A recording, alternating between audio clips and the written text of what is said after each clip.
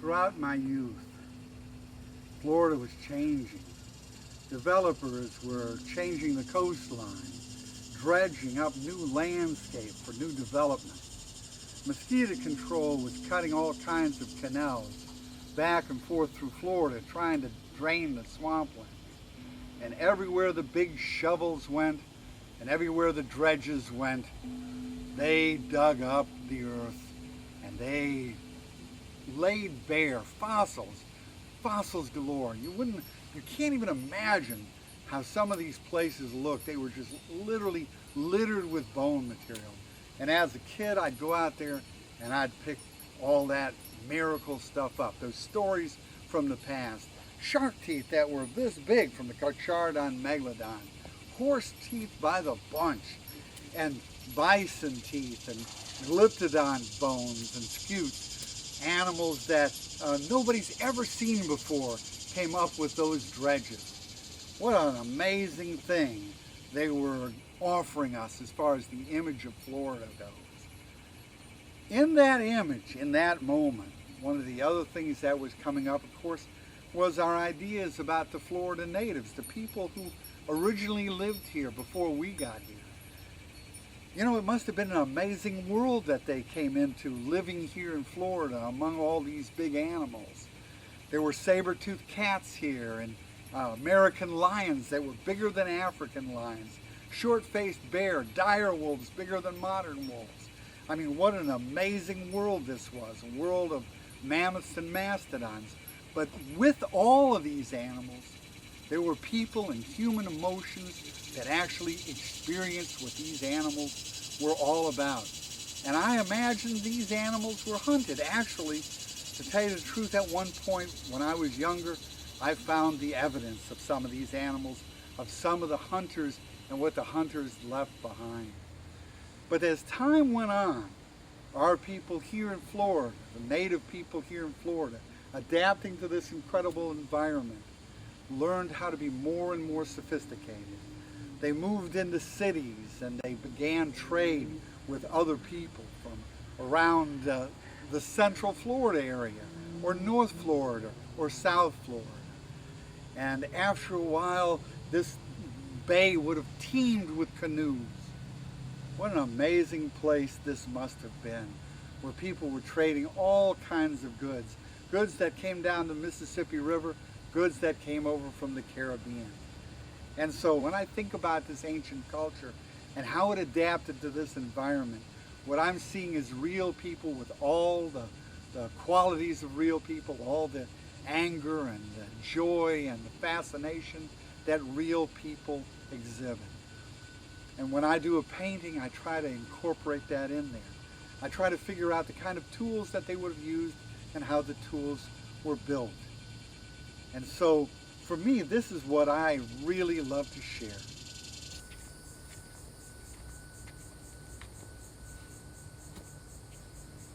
You know, this all didn't start with my love of Florida. It didn't start with my absolute devotion to art, because I love art. It started long, long before that, when I was 9 years old. And I was with a bunch of kids and we were riding our bikes. It was in a gorgeous winter day. It was just cold enough to make you invigorated.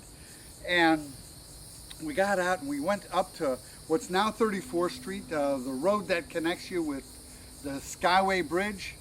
And they were digging the ditches along there and they had big piles of earth heaped up. And those piles of earth were full of dirt clods, things you could throw at other kids. They'd hit them, poof, they'd explode. And of course the game always ended the same. Somebody would get hit with a dirt clod and they'd get sand in their eyes and begin to cry and go home. But I picked up this rock. It's this rock, actually. I didn't know it wasn't a dirt clod at first because it was covered with dirt. I picked this thing up and I was going to throw it at a friend of mine and I thought, hey, this is heavy. And as I dusted it off, the one thing I could see is that it was filled with little holes. It really looked like bone. It looked like something that I'd seen on my dinner plate at home. And I looked at it and I instantly knew what I'd found. I'd found bits and pieces of dinosaurs. And very kind of cagey-like for a kid. I collected them all together and put them in the basket of my bicycle and said goodbye to everybody and pedaled home. I was so filled with excitement. I couldn't wait to share with my parents that I had actually been finding dinosaur bones. I ran in the house with a whole bunch of this stuff and I laid it down and I said, wow, look at this. And I told them all about how I'd found it and they said, you don't do that. You don't bring home people's nasty barbecue stuff. And they gathered all my treasure up and they took it out and they threw it in the flower bed next to the house. I was 9 years old. What I did is what any 9-year-old would do. I waited till they weren't looking and I went back out and collected it all. Put it in a box, put it under my bed, and from then on in it traveled with me for many, many years. Every chance I got to go to a museum, I drug it in there. And so after a while, I kind of lost interest in fossils and I gained a lot more interest in young ladies. And they weren't as important to me and they slipped out of my hands. And what they did is they slipped into a fossil collection, somebody else's collection. And years later, I mean really years and years later, it would have been about 6, 7 years ago, this person comes down to the park and what they did is they said, is this yours? We found these things and this collection of fossils and we think this may be yours. And I opened the box and there was only a few bits and pieces left in there. This was one of them. This was actually one of them. And I picked it up and for the very first time this thing was identified. I looked at it and I said, it looks like a mammoth's toe bone.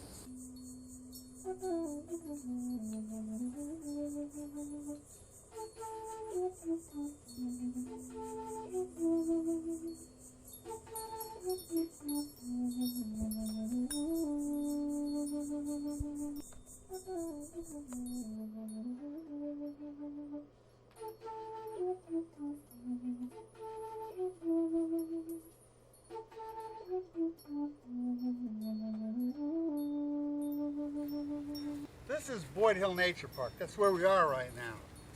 And it's kind of a, to me it's a kind of an amusing thing that I've been working here for 25 years and that incredible lake out there didn't have a clue what it was. It was just some kind of a swale, a low area. When the glaciations melted down some 14,000 years ago and this began to flood, it's just the water came back in it. But what a different story we were finding out now. The lake here wasn't really a lake. Apparently what it was is it was a huge underground cavern. And when the roof of that cavern collapsed, it was collapsed into a spring. And all of these amazing animals, mammoths and mastodons, glyptodons, tapirs, horses, bison, they all came down to this lake. They all came down to get a drink of water because this area was twice as big as it is today. And Florida was twice as wide as it is today. And it must have been very, very arid up in here. And so for these animals, this was the center of where they could get something to drink.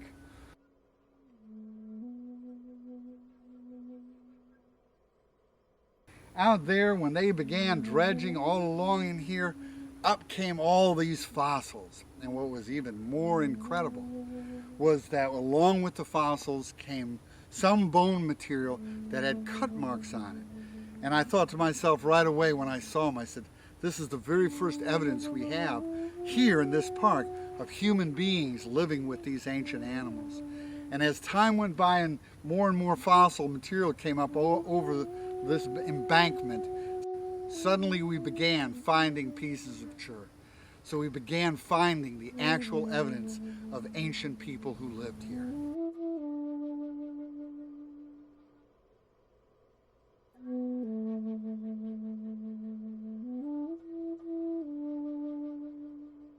Up there on the hill, where that section of the hospital is right now, that used to be the grade school that I went to in the 1950s. It would have been Rosa Park Elementary School. And in the playground there, I actually found arrow points. Projectile points is what the archaeologists call them. And behind that would have been a Temple Mound complex. What's exciting about this place is that this would have been one of the most sacred areas along the entire central Gulf Coast. There were at least 7 temple mounds along the crest. There was a berm enclosing 5 of those mounds. It would have run along this ridge. When I was a kid, we played on that berm. I can remember, down along 4th Street, walking on the berm. All of it's gone now. Everything has been erased by our modern desires, what we want today. And so all the temple mounds and all that past of those people that had lived here for thousands of years, that's all gone. And with a lot of imagination, because that's what it takes now, you can try to people this once again the way it would have looked, well, thousands of years ago, because that's what this is. This is a place that there was human activity for many, many thousands of years. There's never been any excavations, any archaeology done in this place. Never. That's the irony of it. It's probably the richest, or was one of the richest archaeological sites in the entire Gulf Coast, and yet nothing has ever been done here as far as archaeology or trying to document it or try to understand it. Down the road a little bit would have been another temple mound. So this whole thing was just a mass of temple mounds, ceremonies that would have provided health, environmental, biological health for this whole area, community health. All that would have been happening there. You would have seen ceremonies that were just amazing for their pageantry. Their families living in here. They would have sent their children down to this creek. Of course, it would have been crystalline and clear and pure fresh water in those days. That happened all right here. This little creek here is called Booker Creek. It's really kind of a historic place for the city of St. Petersburg. This area was developed fairly early on. You can see by the architecture that it started pretty early. But this was the creek that flowed here during the time of this Temple Mound complex. And of course, it wasn't channelized in those days. The banks were gently sculpted by all the human activity on the Temple Mound to the north of us and to the housing, because definitely up on that bluff would have been a lot of the average person's housing. They would have been living right across from this incredible Temple Mound complex, right across from this citadel, and this would have been a crystalline, crystal clear little creek that spring fed. To the west of this is a whole series of springs. This is Bayboro Harbor, and this is where Booker Creek would have emptied into in that time when Native American people inhabited this area. It was all open water then, but it was fairly enclosed, kind of like a horseshoe. And I believe that at one time it would have been enclosed temporarily during the season when the mullet runs happened. This probably was a storage area for mullet. They didn't have any freezers or anything like this, and so I imagine that this is where a large amount of mullet would have been worked out of. It would have been interesting to do some of the archaeology here. Because this was a Temple Mound complex, because people lived here for so long, because some of the most important and powerful rituals in the entire central Gulf Coast happened here, I don't think we should forget it. I think this is an important thing to pass on. The images of this area, the wonder, the miracle of what this was to human beings for so long, is something that we should pass on to generations, our children. And so that's one of the reasons I love to paint this place. I come here in my imagination over and over and over again and try to do paintings of this place. I've mapped it, I've done topographical maps of it, I've tried to build things that would show it in relief, and over again I come back to this incredible theme. For me, it's important to understand how these people lived. They lived in a culture that was far, far different than our own. And in order to actually depict them, in order to paint them correctly, I feel that I need to understand as much of that culture as I possibly can. One of the things I do is I try to make the artifacts that I'm going to display in the paintings that I do. Actually, I even try to study the plants and the environments that these people would have been a part of. And so I've made the tools that I use in my paintings. This is a dart, and actually what it is it's used by an atlatl. This isn't something that you'd use with a bow and arrow. Instead, it would be launched with something like this. This is the atlatl part. Actually, what it is this is a throwing stick, and it connects up to the dart, a hole in the back. By the way, the dart is made out of giant cane. It's a native plant to Florida. It thrives in cane brakes in the northern part of the state. You can hardly get through them, it's so thick. When you first get it, it isn't quite as straight as it is here now that I'm holding it. This is the tool that you run up and down the cane. It works almost like a wrench. You run this up and down the shaft of the cane, and you push and pull. You got to do it gently and thoughtfully, and it'll straighten the cane right out. And so these are just a few of the tools that our native people would have had for hunting. Now, this is a throwing stick. It would another hunting implement. It would have been used for something like taking down rabbits and squirrels, small game, birds too. This thing moves very, very fast through the air, and it doesn't have an intention. It looks kind of like a boomerang, but its intention isn't to come back to me. Its intention is to fly straight and knock down whatever I'm aiming at. This is out of one of my paintings. This is one of my favorite tools. Why it's so wonderful is that it has an edge that you can sharpen. If this were made out of stone and I were hacking on wood, this is actually used in the painting on the bow makers, and I was hacking on wood, what you'd find with stone is that the edge breaks down very, very quickly. On this, if the edge breaks down, I can take a grinding stone, which is basically a piece of sandstone, which is local. There's outcrops of it in Florida, and just grind that edge back down to make this thing sharp again. This is how it's held, and you work on a bow or whatever, even a canoe, with this kind of a motion. These tools are really handy. You can make them very quickly. The ends are all burned. The reason is that one of the ways that you can sculpt wood very, very quickly is with fire. This is a reciprocating drill. What I think is kind of exciting about it is my father was a jeweler, and when I was a kid I can remember watching him use a modern version of this to cut the holes that he would fit jewels into a watch with.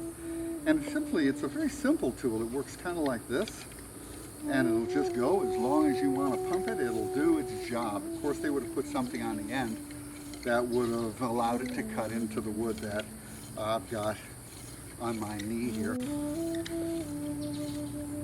This is Florida chert, and this is the stuff that made some of those early cultures really possible. It's stone. You don't think of stone in Florida too often, but actually the sand and the soil of Florida is nothing but icing on the cake. Florida is made out of more than a mile of limestone, and that limestone produces this kind of chert.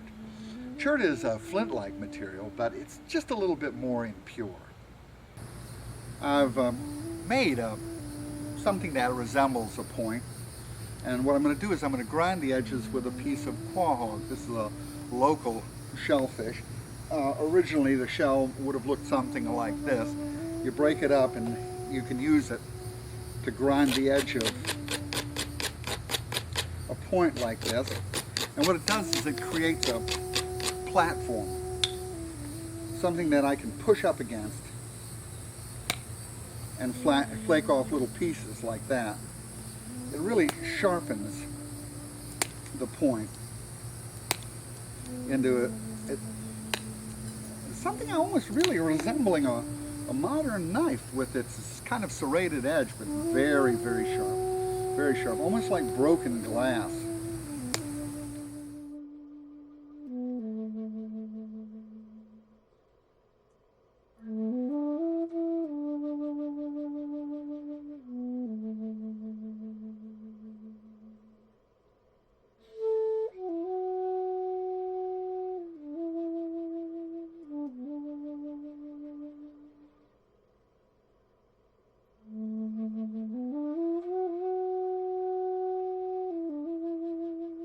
When you study the Florida Indians, what you come in contact with is the Florida environment. And the Florida environment is kind of a very strange thing because it's dependent on Florida and the makeup of Florida, the construction of this geologic place. And suddenly you're in a world that's changing and growing, and it's really amazing because Florida was once the very heart of Pangea, which was the supercontinent where all the continents had come together. And so once you get to that Florida, the next leap is fairly easy because you simply can't help but want to know, well, if Florida is built out of blocks or chunks of continents, and before that it was a huge mass, then what came before that? Suddenly you're into the very birth of the sun itself, because that's the thing that makes you and I available to everything, to all of our life. The sun is an iron-rich star, and in that moment, we're here. We don't think of iron as important as it really is. There's two things that are essential. One of them is water, and the other one's iron. Those things are very important. The inner planets are loaded with iron cores, and the Earth has an iron core. And so the next step after trying to understand our star is understanding the planet itself and the growth of the planet itself and the theories that surround the very origins of this planet. And all of them lead back to the first people that were here and the environment that they lived in.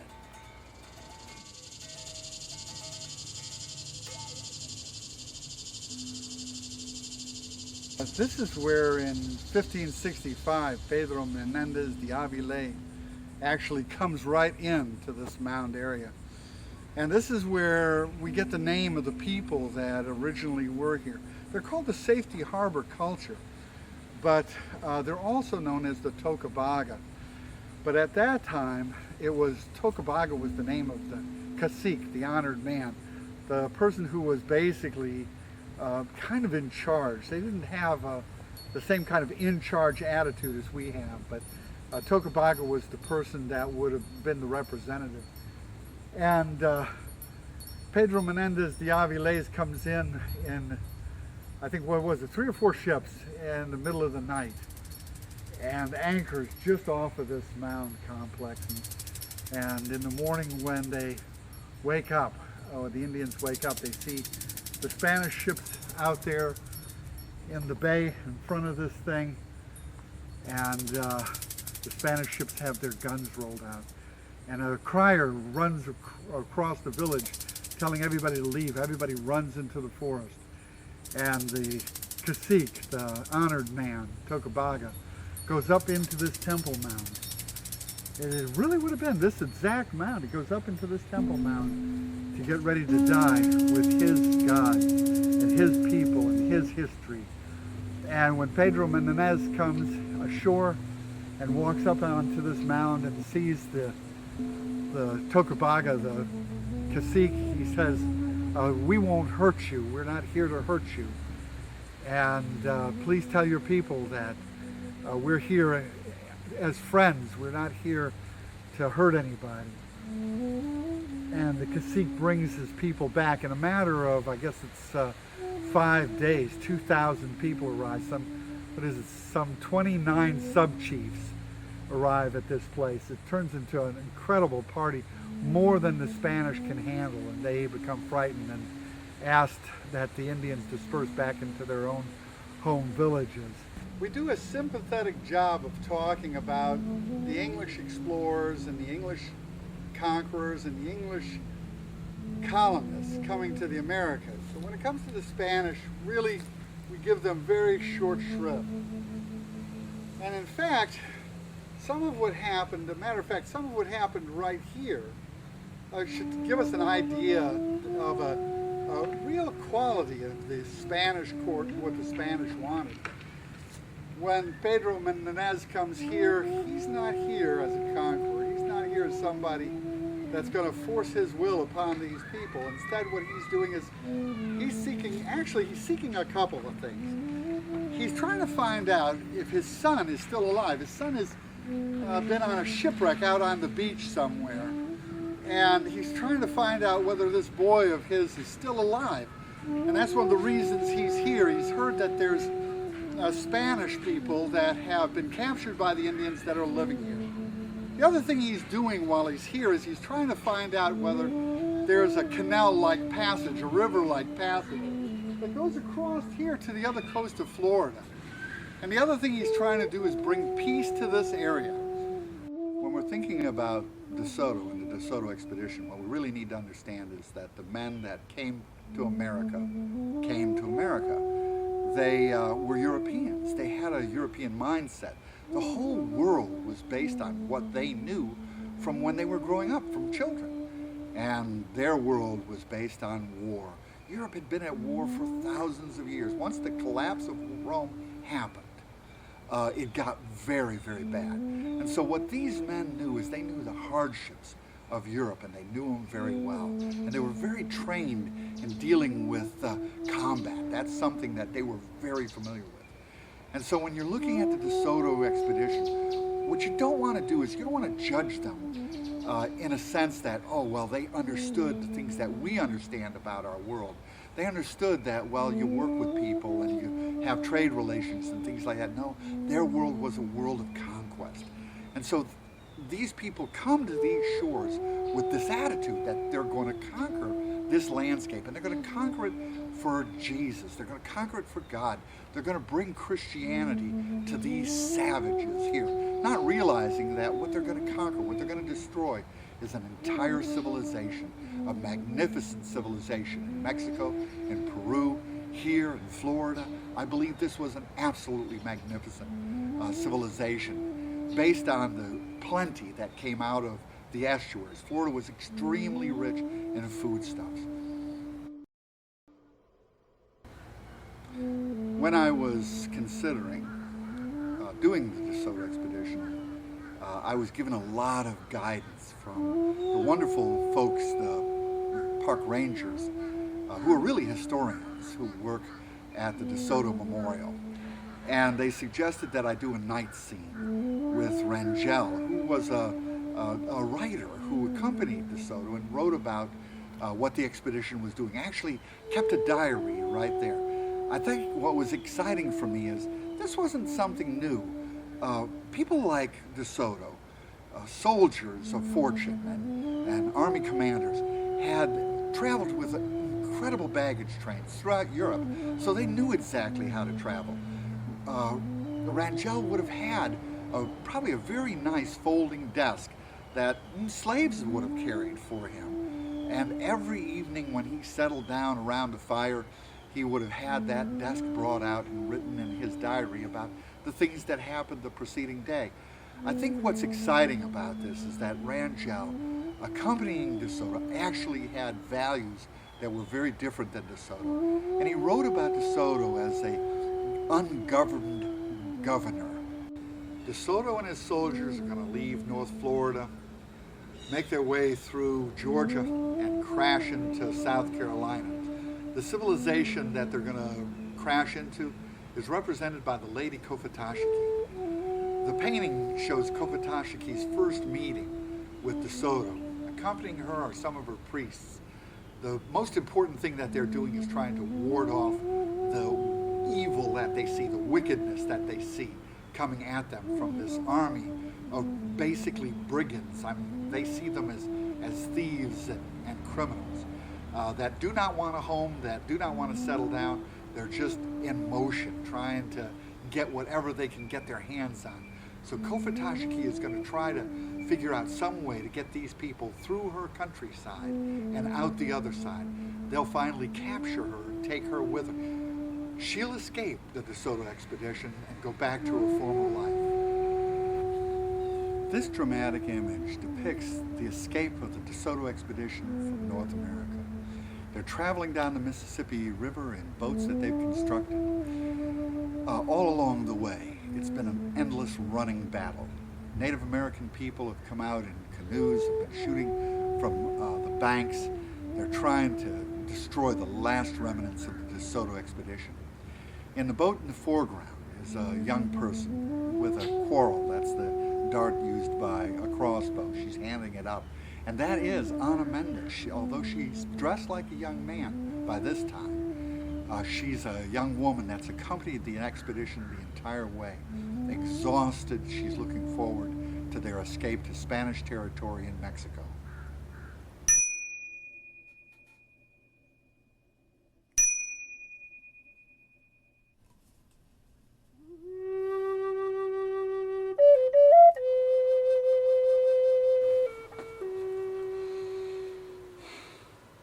About 10 years ago, I developed real bad asthma. Before that time, I loved oil colors. Actually, I just loved painting. Any kind of painting you can imagine, I really enjoyed it. I loved pencil work as well. But oil colors were just exquisite for me. Once I got asthma, I found that the chemistry and I did not work well together. And so I really had to begin trying to restrict the use of materials that I was going to pick up in order to create the paintings that I love to do. What happened at that time was the computers were just coming in to that portion of their own. They were making a big difference in the beauty and the quality of the graphics that computers could produce. And so I thought I'd give that a try to see if I could take my artwork and start producing it on computer.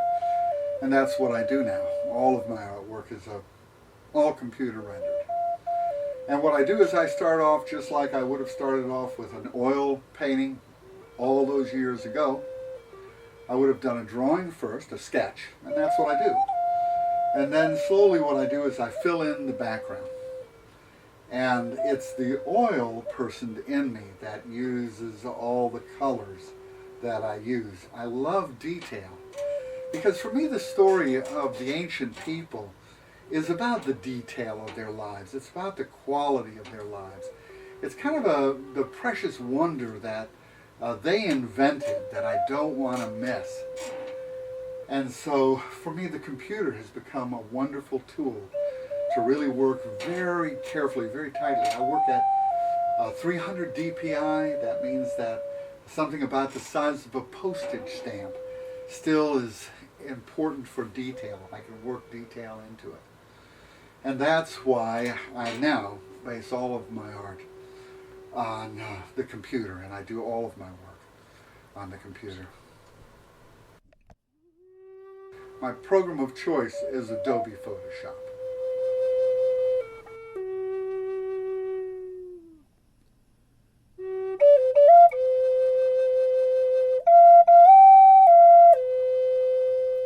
We live on a beautiful planet orbiting an incredible star. Our species has the ability to reach out for understandings beyond the strictly self-serving, beyond our needs and desires. For me, art is that path, that tool for exploration, from the atomic to the truly cosmic, from personal to cultural. It's all the ideas swirling around my sense of discovery.